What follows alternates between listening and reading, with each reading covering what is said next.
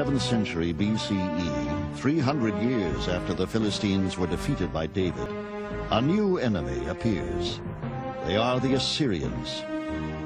Their conquest of the Holy Land affects the Philistines living at Ekron. The Philistines produce olive oil, a vital commodity in the ancient world.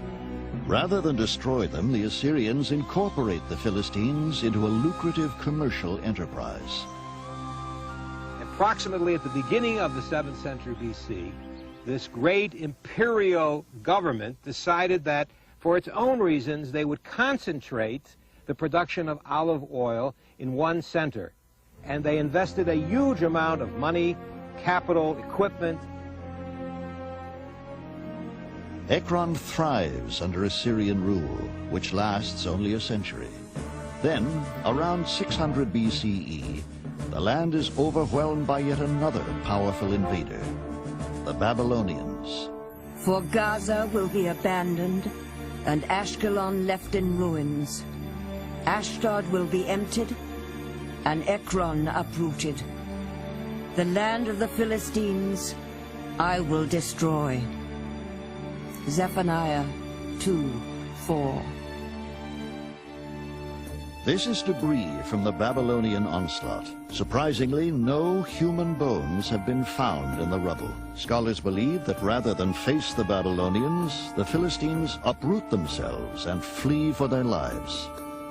It was an extremely cruel destruction. There was really no reason to destroy a city that wasn't defending itself. And in doing so, the Babylonians lost a great commercial olive oil production center, a great basis for taxes. In other words, their imperial policy was more of a destructive nature, not a creative one. The Babylonian invasion also destroys the neighboring cities of the Israelites. Yet the Jews have survived the ensuing centuries, while the Philistines disappeared. Many believe this may be due to the Jews' passion to preserve their cultural identity. I think in the case of Israel and of the ancient Israelites and then subsequently Judaism, you have an example of a people who have maintained a very strong sense of their identity, of their faith, their culture, and their tradition.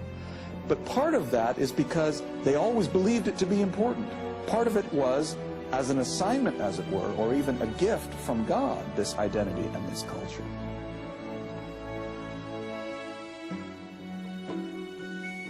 Once driven by invasion from their cities, the Philistines may have been assimilated into surrounding tribes.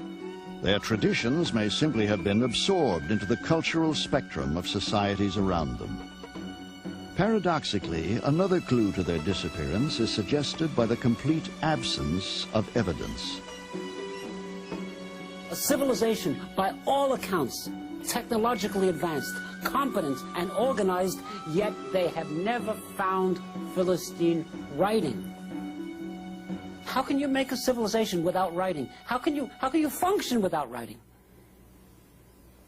And yet, nobody has found, or certainly if they found anything, haven't deciphered, anything approaching Philistine writing. Archaeologists have unearthed intriguing artifacts that allude to writing, but there is as yet little consensus as to whether the primitive marks on these pottery fragments represent writing or merely decoration. Only one object was found, and that was in Ashdod. It's a cylinder seal on which we have signs, and very, very beautifully carved signs, which must be letters, must be some signs of writing. But it's the only really seal that has been found, and when it was found, we went to the experts on the Greek writing, the early Greek writing. They said, well, go and find an archive. This is not enough for us. If the Philistines were able to write, did they record their history, their way of life, or their religious beliefs? We may never know. Today, work continues unabated at Ekron in pursuit of the mysterious Philistines. In contrast to them, the Israelites chronicled their history. They recorded their struggles and conquests in a book called the Bible, so that future generations may study their heritage. The Philistines had no such book. Perhaps this is why the Jews have survived the centuries, while the Philistines, their ancient archenemy, merely receded into oblivion.